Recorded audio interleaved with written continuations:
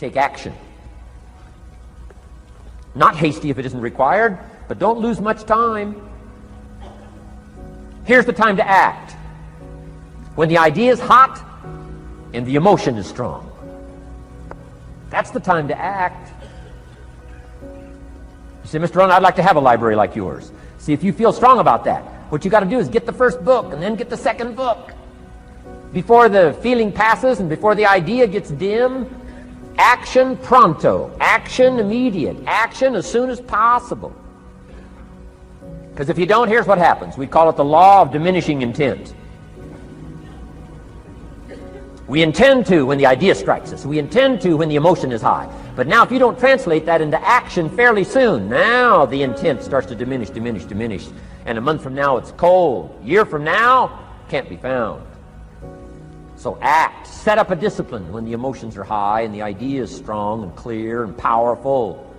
That's the time to set up the discipline.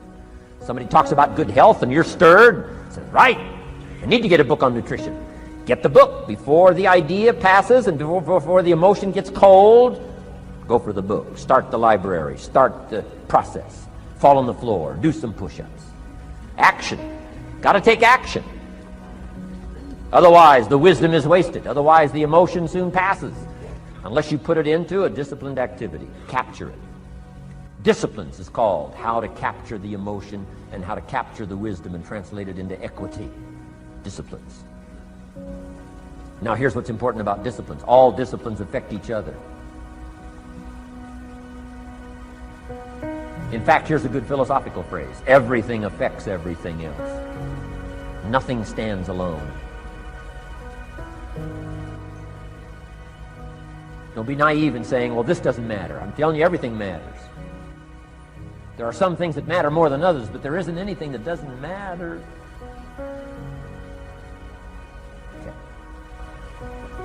We all pity the man who says, well, this is the only place I let down. Not true. Key to take home. Every letdown affects the rest of your performance. Every letdown affects the rest. This is part of the educational process on personal development. If you don't take the walk around the block, you probably won't do the apple a day. If you don't do the apple a day, you probably won't start building your library. If you don't build your library, you probably won't keep a journal, and you won't take pictures, and then you won't do this, you won't do wise things with your money, won't do wise things with your time, won't do wise things with your possibilities and relationships, and the first thing you know, 6 years of that accumulated, and we say you have messed up. So the whole key to reversing that process now is to start picking up these disciplines. Now here's the positive side. Every new discipline affects the rest of your disciplines. Every new one affects the rest. That's why action is so important. The least action, the smallest action. Take it. Because when you start accomplishing and the value starts to return from that one action, it'll inspire you to do the next one and the next one and the next one. You start walking around the block, it'll inspire you to get an apple. Get an apple, it'll inspire you to get a book. Get a book, it'll inspire you to get a journal. Get a journal, it'll inspire you to grow, develop some skills. All disciplines affect each other. Every lack affects the rest. Every new affects the rest. The key is to diminish the lack and set up the new. And you've started a whole new life process. Key. Also, one more thought on discipline. Here's the greatest value of discipline. Self-worth. Self-esteem. People are teaching self-esteem these days, but they don't connect it to disciplines. The least lack of discipline, and it starts to erode our psyche. One of the greatest temptations is to just ease up a little bit, right? The slightest lack of doing your best starts to erode the psyche. Instead of doing your best, doing just a little less than your best. Sure enough. You say, well, it's just going to affect my sales. No, it's going to affect your consciousness. It's going to affect your philosophy. Now you've begun in the slightest way to affect your own philosophy. Here's the problem with the least neglect. Neglect starts as an infection. And if you don't take care of it, it becomes a disease. And one neglect leads to another. And the worst of all, when neglect starts, it diminishes our self-worth, our self-confidence, our self-value. You say, well, how can I get back my self-respect? I'm telling you, you don't have to go to 29 classes. All you have to do is start the smallest discipline that now corresponds to your own philosophy, like I should, and I could, and I will. No longer will I let neglect stack up on me so that I will have the sorry scenario 6 years from now, giving some excuse instead of celebrating my progress. That's the key to discipline. Okay? Let's get kids involved in the least of disciplines. One more, and then one more, and then another one, and then another one, and then some more. And the first thing you know, you're starting to weave the tapestry of a disciplined life into which you can pour more wisdom and more attitude and more strong feeling, more faith and more courage. Now you've got something, a vessel in which to put it, and now the equities start to flow. And the early return, I'm telling you, if you'll start this process, the early return will have you so excited, you'll commit yourself to this strategy for the rest of your life. You'll never go back to the old ways. Join a new crowd, join a new group. The disciplines to do it, take action. I recommended the last time I was here the little book, Richest Man in Babylon, and I said I've lectured now to over 3 million people in the last 33 years, and I've recommended this little book to almost all of them, I think. Guess how many have actually gone and got this little book? Answer, very few. My best guess is 10%. Such an easy thing to do.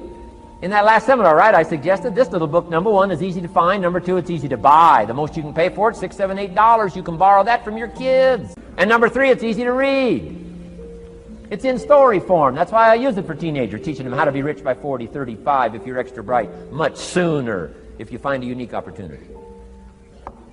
But if it's easy to find and easy to buy, and if it's easy to read, why wouldn't everybody go get it? We don't know. What do you know? You don't know. I don't know. Nobody knows.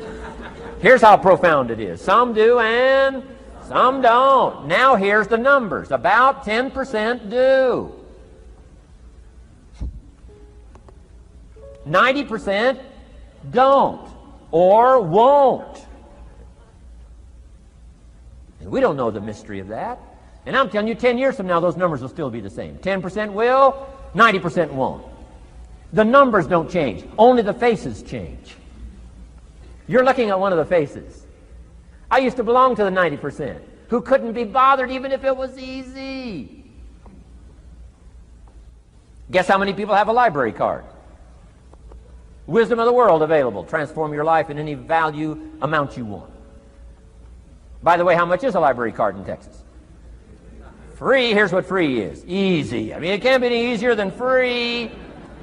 Somebody says, well, would you bring it by? Well, no. At least you got to go get it. No.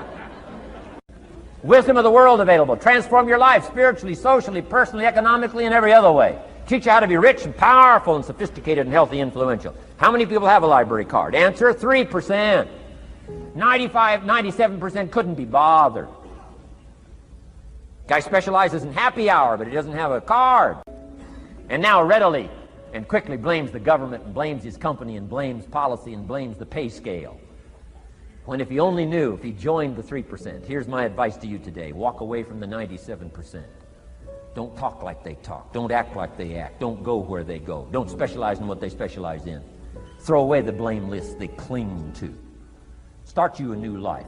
You say, well, is it as simple as getting a library card and the 3%? And the answer is, of course. Of course. That's how easy this stuff is. This is so easy. It's so simple. It's not complex. You don't need a 2,000-year-old guru. You don't need multi-track affirmations. I'm telling you, don't. Affirmation without discipline is the beginning of delusion. Don't let somebody sweep you into some contrary way to nature itself says, unless you labor. The miracle of the seed and the soil and the seasons and God and all the other stuff that's available, sunshine and rain, that's not available to you by affirmation. It is only available to you by labor. So labor well. Okay. Learn well. Discipline yourself well. I used to wonder why two people could work for the same company, one make twice as much money. Now see, that used to puzzle me. And maybe they were the same age, graduated from the same school, live in the same community, work for the same company, with the same products and the same services. They've got the same traffic, the same problems, and one makes $1,000 a month, the other one makes $2,000 a month. Now that was my puzzling question. Why would this long list be the same and the money twice as much? I asked, what's the difference between $1,000 a month and $2,000 a month? And I don't mean $1,000 a month, right? I could figure that out. But what makes the difference? Why would one person do twice as well, 3 times as well? Speaking economically. Now, I know there's more than one way to do well. I understand that. But in this little narrow area called compensation, what's the difference? Well, back then, with my faulty thinking, I'm trying to reason it out. I thought, well, maybe time makes some of the difference, right? Some people do better because they have more time. I used to say, Harold ought to be able to do well. He's got a lot of time. If I had all of Harold's time, I could do well. Now, that's got to be dumb, right? Number one, you can't get somebody else's time.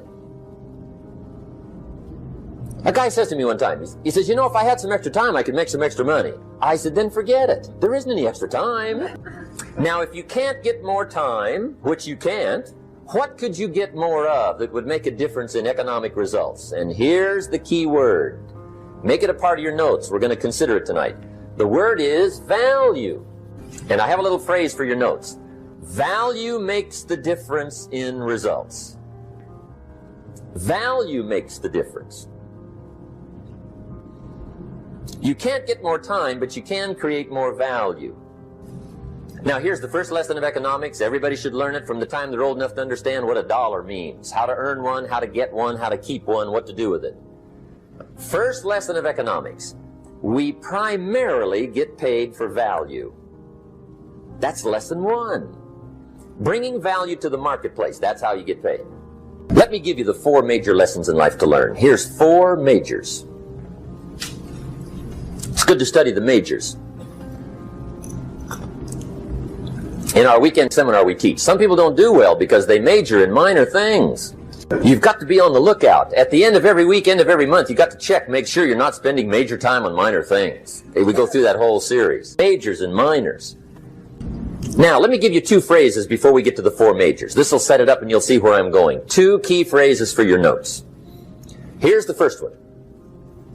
Life and business is like the changing seasons. That's the first phrase. Life and business is like the changing seasons. One of the best ways to describe life, it's like the seasons. Frank Sinatra sings, life is like the seasons. Now here's the second phrase. Very important.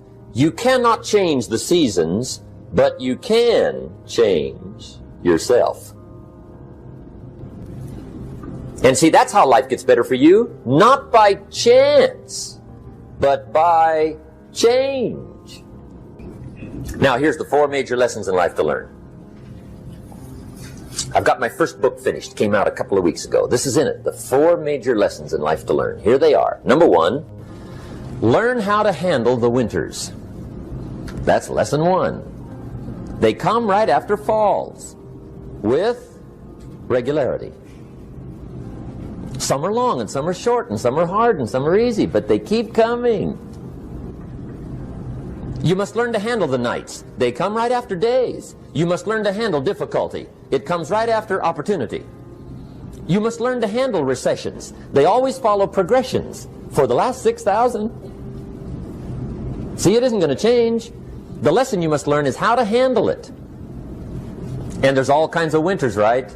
The winter when you can't figure it out. The winter when it all goes smash. The winter when it turns belly up. The winter when it won't work, when you've run out of money and you've got a broken heart. See, those are winter times. There's all kinds. Economic winters, social winters, personal winters. When your heart is smashed in 1,000 pieces and the nights are unusually long. Your prayers seem to go no higher than your head. It's wintertime. You can't get rid of January by tearing it off the calendar. But here's what you can do. You can get stronger, you can get wiser, and you can get better. The winters won't change, but you can. And that's how life changes for you. See, before I understood, when it was winter, I used to wish it was summer. I didn't understand. When it was hard, I used to wish it was easy. I didn't know. And then Mr. Schoaf gave me a part of his very unique philosophy when he said, "Don't wish it was easier, wish you were better." See, that triggered my whole life change. Here's lesson 2. Learn how to take advantage of the spring. That's the second one. Spring is called opportunity. And spring follows winter. What a great place for it. If you were going to put it somewhere, that'd be the place to put it, right after winter. And pray tell, how often does spring follow winter? Every year with regularity, 6,000. You can almost count on it. See, opportunity always comes. Days follow nights. Isn't that terrific? Opportunity follows difficulty. But here's what you must learn to do. Underline these 2 words in that key phrase. Take advantage. Underline those 2. You must learn to take advantage of the spring. See, just because spring rolls around is no sign you're going to look good come fall. You got to do something with it.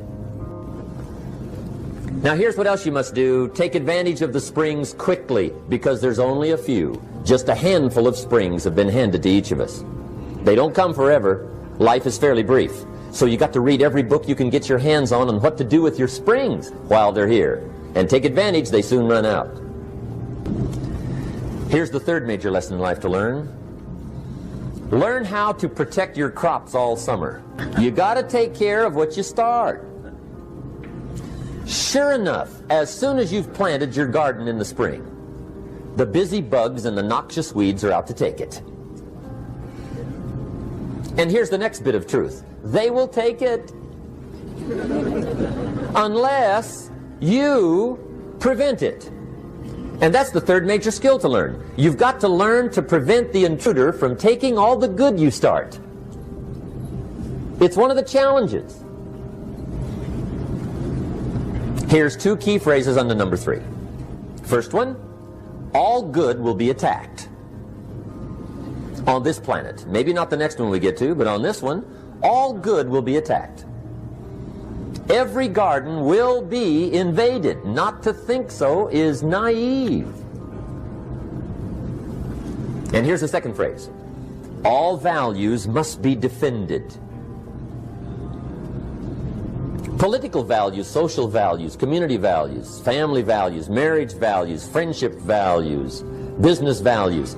Every garden must be tended all summer. Third major lesson. Now here's number 4. Fourth major lesson in life to learn. Learn how to reap in the fall without complaint. Learn to reap come harvest time without complaint. Take full responsibility for what happens to you. It's one of the highest forms of human maturity, accepting full responsibility. It's the day you know you've passed from childhood to adulthood, the day you accept full responsibility. And another note, learn to reap in the fall without apology. Without apology if you do well, and without complaint if you don't. That's maturity. There's nothing you can do about the past, but you can do a great deal about your future. You don't have to be the same person you were yesterday. You can make changes in your life, absolutely startling changes, in a fairly short period of time. You can make changes you can't even conceive of now. If you give yourself a chance, your abilities will grow. You have untapped talents and potential that you haven't even reached for yet. And as time goes on, you'll be able to reach deeper and deeper. The first thing you'll know, you'll be able to do things you never thought you could do. You'll be able to handle things you never thought you could handle. You'll have ideas that you've never had before. All of this is sparked by the goal-setting process. When you know what you want, and you want it badly enough, the answers will come to you. I can't tell you why it works. All I know is, it works. Give yourself a chance to become all you can become and to accomplish all you can accomplish. Let me give you a Bible philosophy that teaches how to get whatever you want. Here's what it says: ask. That's it. Ask. Of all the important skills to learn in life, be sure to include the skill of asking. What does ask mean? Ask means, what do you want? And the complete formula is staggering. It says ask and you will receive. Hey, we ought to look into that. The man says, yes, but you work where I work. By the time you struggle home, it's late. You've got to get a bite to eat, watch a little TV, and get to bed. You can't sit up half the night and ask. And this guy is behind on his bills. He's a good worker, hard worker, sincere, but you've got to do better than work hard and be sincere all of your life. You'll wind up broke and embarrassed. You've got to be better than a good worker. You've got to be a good asker. Let me give you some key points on this asking and receiving, setting goals, asking of life. Here's part of the philosophy that helped me to change. First, asking starts the receiving process. Asking is like pushing a button, and all this machinery starts working, mental and emotional machinery. I don't even know how it works, but I do know it works. There are a lot of things you don't need to know how they work. Just work them. Some people are always studying the roots. Others are picking the fruit. It all depends on what end of it you want in on. So asking is the beginning of receiving. Second, receiving is not the problem. You don't have to work on receiving. It's automatic. So if receiving is not the problem, what is the problem? It's failing to ask. The man says, I see it now. I got up every day this year and hit it hard, but nowhere in my house is there a list of what I want from my life. Can you see? Good worker, poor asker. Third, receiving is like the ocean. There's plenty, especially in this country. It's like an ocean here. Here, success is not in short supply. It isn't rationed so that when you step up to the window, it's all gone. No. Well, if that's true, what is the problem? Well, the problem is some people go to the ocean with a teaspoon. Have you got the picture? A teaspoon. What I suggest you do in view of the size of the ocean is trade your teaspoon for at least a bucket, and you will look better at the ocean with a bucket. Kids won't make fun of you. Now, here's something else to remember about asking. There are two ways to ask. One is ask with intelligence. It didn't say ask intelligently, but I'm sure it meant that. Don't mumble. You won't get anything by mumbling. Be clear, be specific. Intelligent asking means how high, how long, how much, when, what size, what model, what color. Describe what you want. Define it. Remember, well-defined goals are like magnets. The better you define them, the stronger they pull. And give your goals purpose. Answer both questions. What do I want? That's the object. And the second question, what for? That's purpose. Purpose is stronger than object. What you want is powerful and it will pull. But what you want it for is more powerful. Here's the second way to ask. Ask with faith. Faith is the childish part. It means believe you can get what you want like a child, not an adult.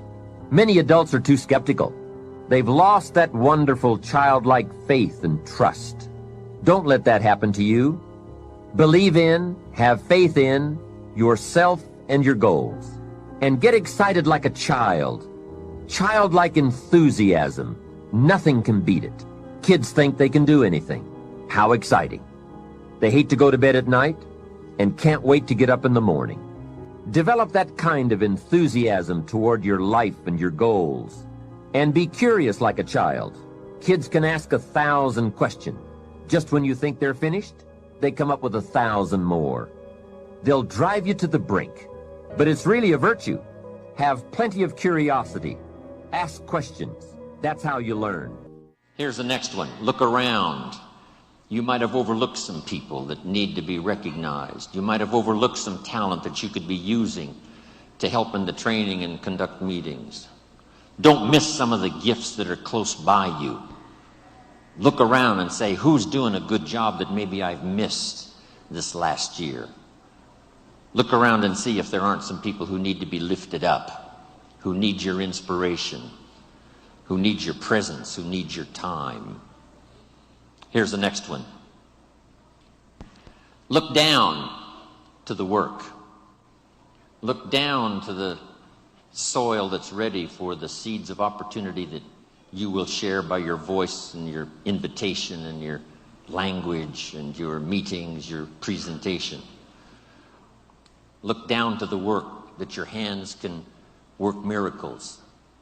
Look down to the task and see if there aren't some things you might have missed this past year you can pick up on this year and work miracles for yourself, for your future, for your organization. Here's the next one. It's a word of caution. Look out for the enemy that's on the outside as well as the enemy that's on the inside. Look out for your own thoughts that might deceive you, saying you're too short, you're too tall, you're too old, you've never done it before. What makes you think you can do it now? Look out for the temptation. I've told the story and it bears repeating. An ancient story that said there were two nice people. This is not a story of one bad person and one good person. The storyteller says this is a story of two nice people. However, and I want you to underline the word however, because that's the drama of life.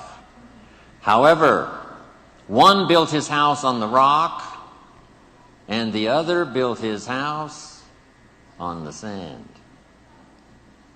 And sure enough, the storms came as they always do, and the one that built his house on the rock was saved. The one that built his house on the sand was lost. Here's what it means. Nice people can make careless decisions. Nice people can make foolish decisions. None of us are above temptation. That's why the great prayer says, lead us around temptation. Hopefully deliver us from the evil. Tempted to cross the line. A customer shows up across the street from where you live. And it's so easy to say, rather than being taken care of by someone who lives so far away, I can take care of you because I live just across the street. Don't listen to the tempter. Stay on track. Build on the rock. Look out for your own mind that would tell you your dreams can't come true. Look out for your own thoughts that would tell you that it's not going to work that well for you. Look out for that. Here's the next one. Look inside. Some of you have just started to develop your talents and your skills and your abilities. Some of you have done enough to reach this level, to reach these tables, to be in this room.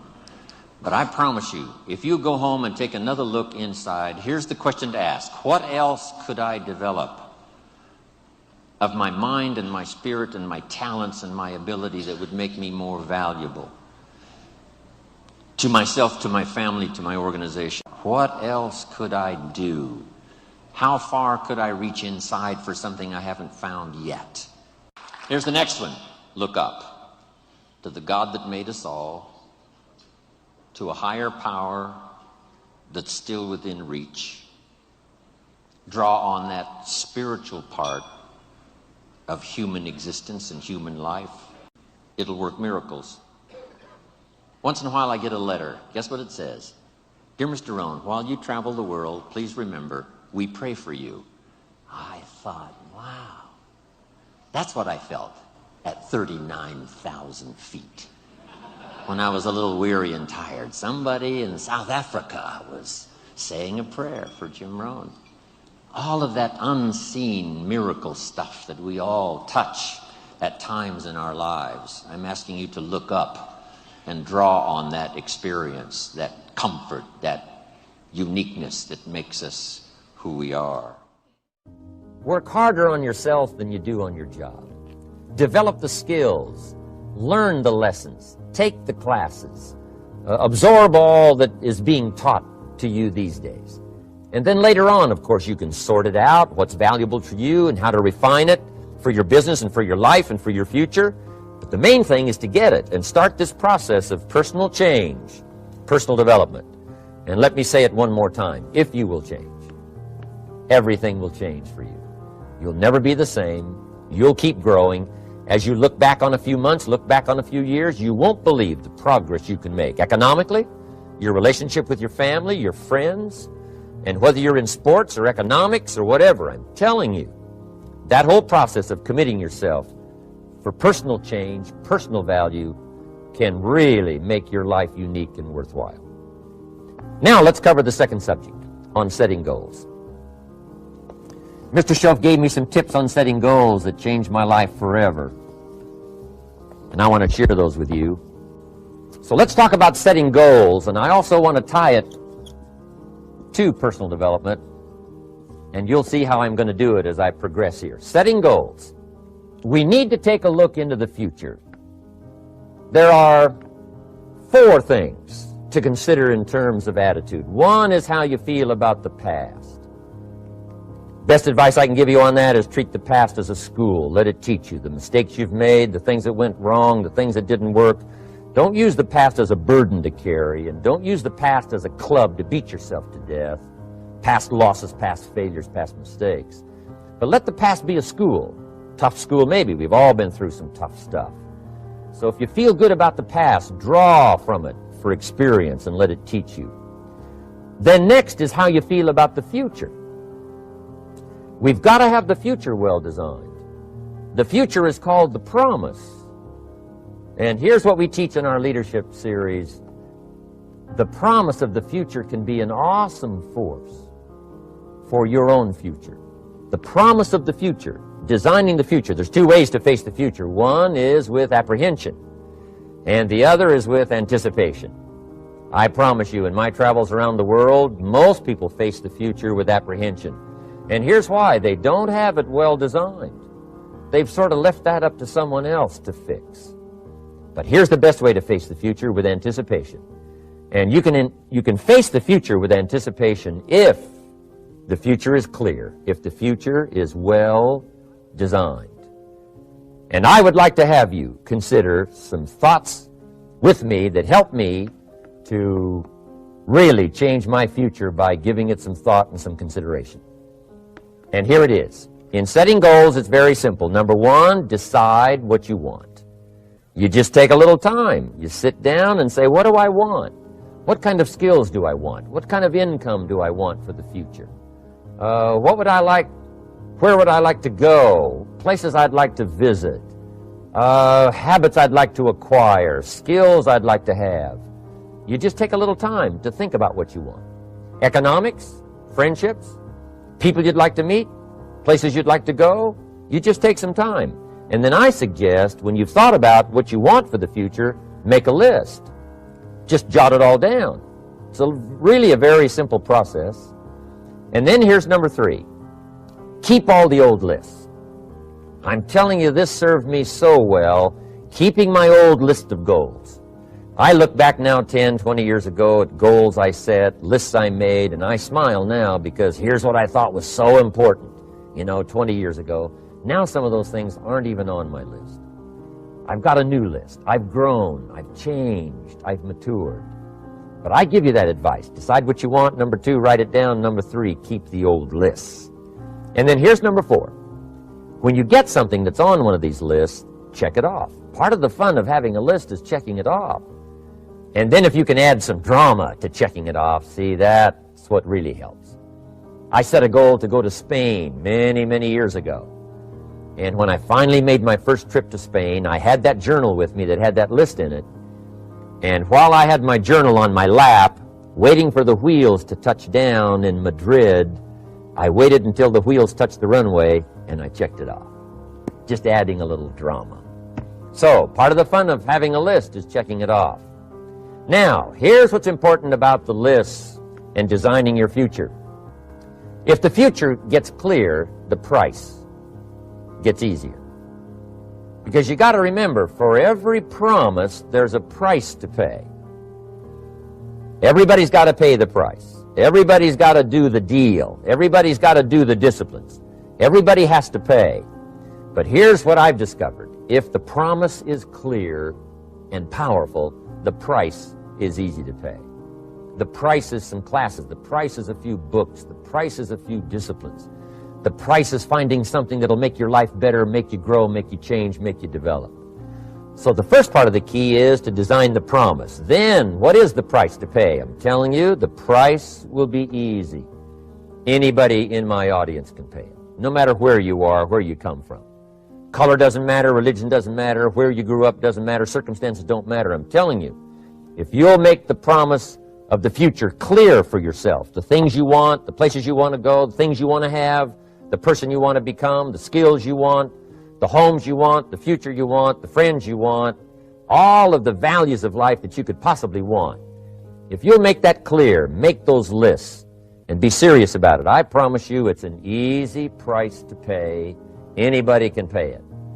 And the best advice I can give you is, if I can do it, you can do it. Farm boy from Idaho, raised in obscurity, I changed my life, turned it upside down, turned it all around, found economics, found future, found promise, and if I can do it, you can do it.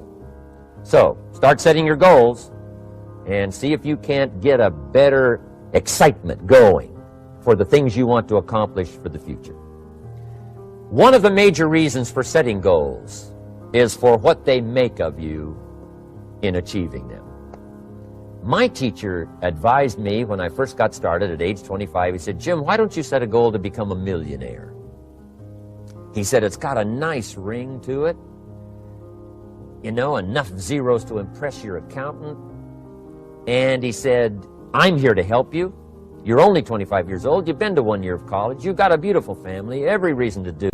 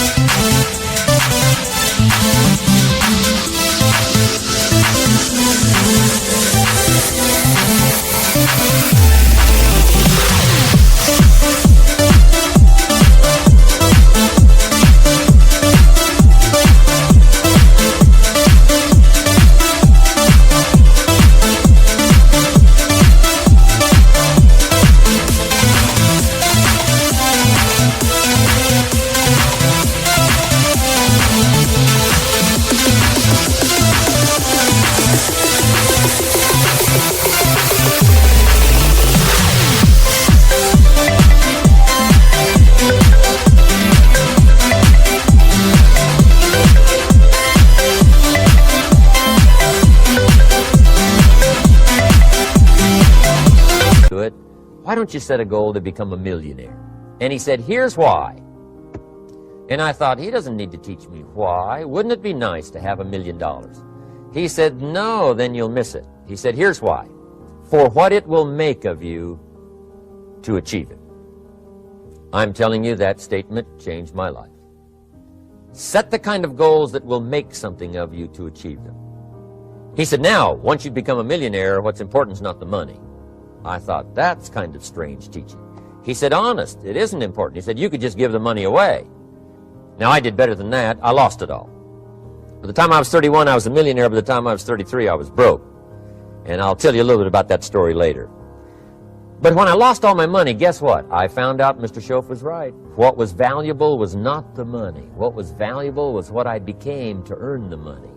The skills I had, the knowledge I had about the marketplace, the values that I had going for me. They were more valuable than the money. And here's an important statement to remember. It's not what you get that makes you valuable. It's what you become. So part of the key here is to set the kind of goals that will make something of you. Don't set them too low so that you don't have to grow and you don't have to read and you don't have to try and you don't have to stretch. Don't set them too low. And then don't sell out. Don't go for something that's going to cost you your virtue or cost you your values or sell out your principles. There's a good middle road here to follow. Goals that will inspire, Goals that'll help you grow, change, develop, and become better than you are. Okay. Now let's talk about financial independence. How to become rich by 40, 35 if you're extra bright, much sooner if you find an opportunity like I did. Let me show you how I did it. Financial independence. I like the phrase financial independence. Some people are a little bit concerned about using the word becoming rich or becoming wealthy, and I can understand that. I struggled a little bit with this. Is it okay to go for becoming rich, go for becoming wealthy? And maybe that's a bit too strong a word or strong a term. So here's what I've come up with that I think is comfortable for me, and that is how to become financially independent. I think it's every person's heritage here, especially in America, to become financially independent. Now, let me give you my definition of financial independence. Financial independence is the ability to live from the income of your own personal resources. Financial independence. Now it depends on how you want to live. If you need $2,000, $3,000 a month, if you need $4,000 or $5,000 a month, if you need $10,000 a month, some people may need, $100,000 a month. But whatever you would need to live, and you could earn that living from the income of your own personal resources, that's what I call financial freedom, financial independence. And let me show you how to acquire it. If you start at age 15, between ages 15 and 35 is 20 years. And in my personal opinion, based on my own studies and my own experience, 20 years, in my opinion, is enough time to become financially independent. If you're not, you don't live in the wrong country. Probably what's happened is you have the wrong plan. And it's easy to be a nice person with the wrong plan. I found that when I was 25 years old. I was broke at age 25, and I was a nice guy. You would have liked me. But I'm telling you, my plans up until then, especially my financial plan, left me broke. I totally changed it the next 6 years, and I became financially independent. So I know what I'm talking about. It is possible in a reasonable amount of time, 15 to 35, whatever, 20 years time, enough time. You can do it in a much shorter period of time, like I did if you want to. But this is a reasonable enough time. But here's number one. First of all, you got to have the right philosophy. Philosophy is our ability to gather knowledge and sort through it and decide what's valuable. To develop a philosophy about life, a philosophy about our health, a philosophy about our family relationships, a philosophy about economics. And if you develop the right philosophy, that's what helps to set this sail, so that in 6 years it takes you where you want to go, instead of winding up like I did that first 6 years of my economics, broke, no money, empty bank account. The right philosophy. Now let me give you a couple of philosophies to consider. Here's the first one. It's called the philosophy of the poor. And here it is. Poor people usually spend their money and invest what's left. That's the philosophy of the poor. Now, here's the philosophy of the rich. Rich people invest their money and spend what's left. And here's the startling answer. It really doesn't matter what the amount is. What's most important is not the amount. What's really important is the philosophy.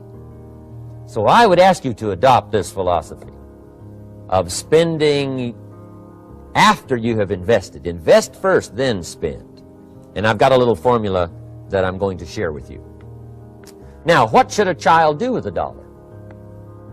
I mean, there's a lot of debate going on, I'm sure, across the country on what a child should do with a dollar. Here's one opinion. It's only a child and it's only a dollar. What difference does it make?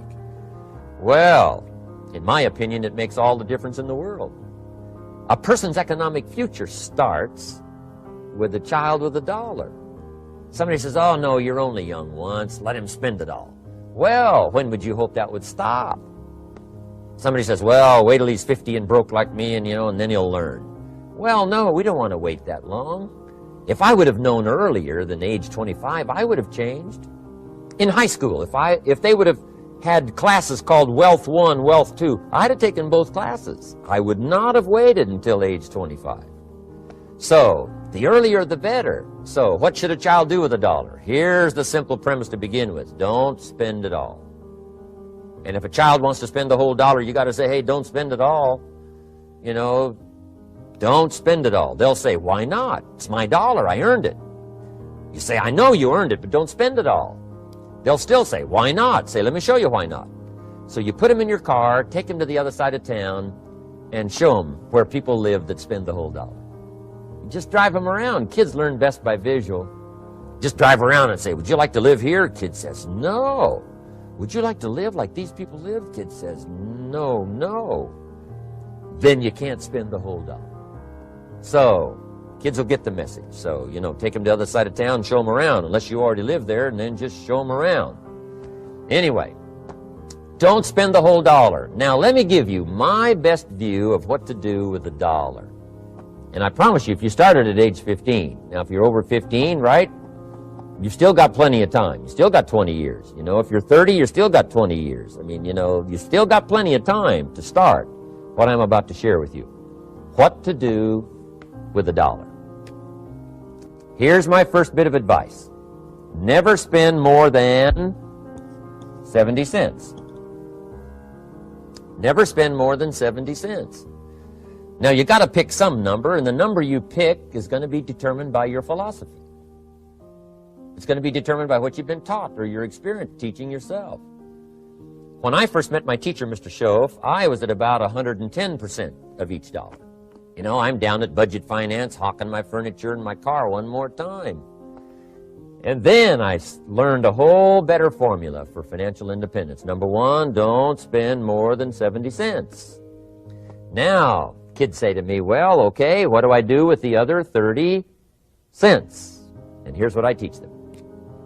10 cents for charity. Charity or church.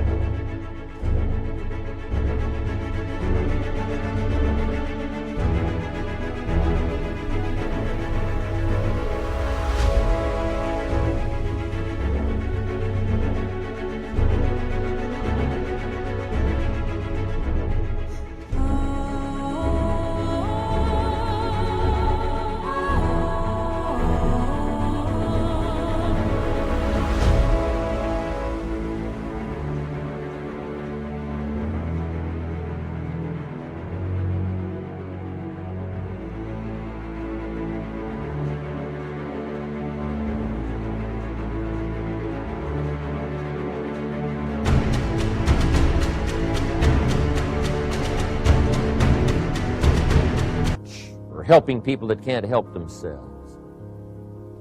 10 cents to support worthy projects. Projects that you feel good about. 10 cents out of every dollar. It's called being generous with part of what you've taken out of society. Now, in my opinion, nothing teaches us character better than generosity. No class, no teacher, no book teaches character better than generosity. And the best time to start is when the amounts are small. And I know if kids learn these lessons well, they'll give a dime out of a dollar, help people that can't help themselves, support worthy projects. Or if you belong to a church, they teach tithe, piece of. That's very important. Now, because when the amounts get larger, sometimes it's a little more difficult. Giving 100,000 out of a million, someone says, oh, if I had a million, I'd give 100,000. I'm not sure. That's a lot of money. So the time to start is when the amounts are small. 10 cents out of the dollar. Okay, next 10 cents I call active capital. Active capital means do something to make a profit. Active capital. Set aside a portion of your income. Wages are okay, but I'm telling you, wages will make you a living. Profits will make you a fortune. So set aside part of your income as capital, called active capital. Any kind of project you can possibly think of, you can possibly come up with. I'm going to write a new book, I think, for kids. I think the title is going to be, Of Course Kids Should Pay Taxes. It's kind of an interesting title. In California, kids do pay taxes. When a child walks into 7-Eleven, buys something that costs $1, the proprietor says, give me 7 more pennies. And the child says, hey, what's these 7 pennies for? The proprietor says, that's the taxes. Kid says, well, hey, I'm only 8 years old. Proprietor says, congratulations, you're my youngest taxpayer. Give me the money. So in California, where I live, kids do pay taxes. Big question is, should they? And my book will answer that question. Of course, kids should pay taxes. Nothing is for free. If you want to ride your bicycle on the sidewalk instead of in the mud, you got to pay the 7 pennies. Nothing is free, so we all have to pay. So, 10 cents out of your living, out of the money you earn, set aside for capital. Capital to try your best to show a profit. And in my book, it's going to be all kinds of ways kids can make money, right? 2 bicycles, one to ride and one to rent. I mean, you know, it doesn't take long to figure out some enterprise that'll start making a profit. Then you must jot this down if you're taking notes. Profits are better than wages. 1, you can't usually start wages until you're about 16, 15, 16, but you can make a profit long before you're eligible to start earning wages. And then there's no limit to profits, and they can double and triple and quadruple. You know, there's no limit. It's incredible how fast profits can grow. So profits are better than wages. Wages make you a living, profits make you a fortune. Now, the third 10 cents is vitally important. I call it passive capital. Capital you let somebody else use. A financial institution, stocks and bonds, mutual funds, whatever. Let someone else use it. You furnish the money. They use it to make a profit, but they pay you for the use of it, called interest. And here's one of the things that'll make you financially independent fairly quickly, and that's called compound interest. And this is how you get it. Letting someone else use a portion of your money, your substance. They show the profit, they pay you interest. And this passive capital, I'm telling you, over a sustained period of time, if you'll develop this little 10, 10, 10, and 70, especially starting at age 15, I'm telling you, by the time you're 35, you will be financially independent.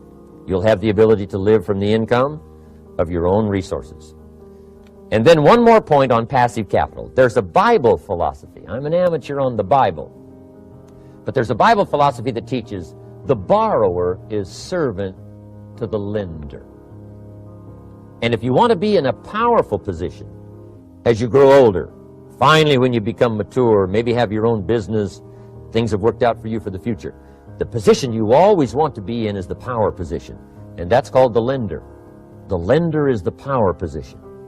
So if kids learn early enough, and then you ask them what they'd like to be when they grow up, I'm telling you, once they understand, they'll say, well, one of the things I want to be is one of those lenders. That's the power position, not the spender. No, you'll be pitied the rest of your life if you just become a spender. You got to become a lender. And I think this is the one formulas to follow. 10 cents out of every dollar. Let someone else use it. Be the lender, power position. Then try to show a profit. Can't we teach our children how to take $1, search the neighborhood, find a broken wagon, pay $1 for it, bring it home, you know, clean it up, sand it until it's clean, paint it red till it shines, straighten out the wheels till they're true, take it back to the neighborhood, sell it for $5? Anybody can do that. Now, does the child deserve $4 profit? And the answer is yes. Society now has a mended wagon. And that's what America's all about. Finding something, touching it, making it better, making a profit, taking part of your resources, helping people who can't help themselves. Let someone else use it to make a profit. Some projects require more capital than one person has. Exciting. And then let them pay you for the use of it. America's had this philosophy now all these years. Communism has taught all these years capital belongs in the hands of the state, not in the hands of the people. We've been teaching all these years capital belongs in the hands of the people, not in the hands of the state. And we turned out to be right. Capital in the hands of the kids, capital in the hands of the people. Enterprises that make a profit, enterprises that grow. It's the hope of our future. So that little simple formula, I hope, will help you. Now, one more key on financial independence, and that is attitude. Attitude. Here's number one. I used to say, I hate to pay my bills. My teacher straightened me out on that. He said, let's see, Mr. Rohn, what you hate to do is pay $100 on an account and reduce your liabilities and increase your assets. I said, well, no, not if you look at it that way. He said, well, it all depends on how you look at it. So wouldn't you love to pay your bills, reduce your liabilities, increase your assets? You got to have that kind of attitude. I found out the same attitude about taxes. I used to say, I hate to pay my taxes. And Mr. Shoaff said, well, that's one way to live. But don't you understand? Taxes is how we care and feed the goose that lays the golden eggs. Wouldn't you want to do your share? Someone says, yes, but the goose eats too much. Probably true. But hey, we all eat too much. We all need to go on a diet. Better a fat goose than no goose. So I finally became a happy taxpayer. Now, I think taxes are too high, so I'm working to get taxes lowered for our economic future. But then whatever they turn out to be, I gladly pay and do my part, because that's what makes the whole system run, each of us doing our part. Now, I want these three subjects to be valuable for you. I want them to have meaning for you. I want you someday to be financially independent. I want you to have the personal development so that you feel good about yourself. If I had a chance to meet you someday, I'd like to have you show me the list of goals that you got started and say, Mr. Rohn, here's some I've already checked off. Here's the books I'm reading. Here's what's happened. I'm developing the skills. I'm better this year than I was last year. I've got more self-confidence. My skills are developing. That's what I want for you. And now I'd like to leave you with these 4 questions called questions to ponder. These questions were valuable for me, and I want to make them valuable for you. Here's the first one, why? We all ask why we should work this hard. Why take that many classes? Why go to school that many years? You know, why take the notes? Why read the books? Why work that hard? Why put yourself through the push-ups and the disciplines? Why? Good question, why? Best answer to why, I think, is the second question. Why not? Why not see how many books you can read, how many classes you can take, how many skills you can develop? Why not see how valuable you can become to the marketplace and to your friends and to your family? Why not see what you can make of yourself? Why not see how far you can go, how much you can see, how much you can earn, how much you can share? Why not? That's the heritage all of us have, in America especially, is to see what we can make out of our lives now that we've been given this extraordinary opportunity. Now, my third question I'd love to ask you in person. But since I can't do it in person, I want to ask it of all of you. But I want you to take it personally. And my third question is, why not you? Why not you? With good self-esteem. Why not you starting to change and setting goals? Why not you starting to make progress toward financial independence? If I can do it, you can do it. I wished I had a lot more testimonials here today besides mine. A whole steady stream that would come by and tell you their story. Someone who started with nothing, finally run a big enterprise. A mother who was on welfare, now she owns her own business. In addition to my story, I wish I had a lot more. And if all of them told their story, guess how they would probably wind up their story? They'd probably say, just like me, why not you? If we can read, you can read. If we can change, you can change. If we can figure it out, you can figure it out. If we can turn it around, you can turn it around. There isn't anything you can't accomplish. That's what those testimonials would say. And so I want to say it to you personally. Why not you? You've got the brains. You've got the stamina. You've got the vitality. You've got the interest. You've got your life ahead of you. You've got the future. You can do it. If anybody can do it, you can do it. If one of us can do it, hey, we all can do it. And now here's my last question. Why not now? This is a good time to set your goals, work on yourself, work on your skills. What a good time to get it together. What a good time to start this process.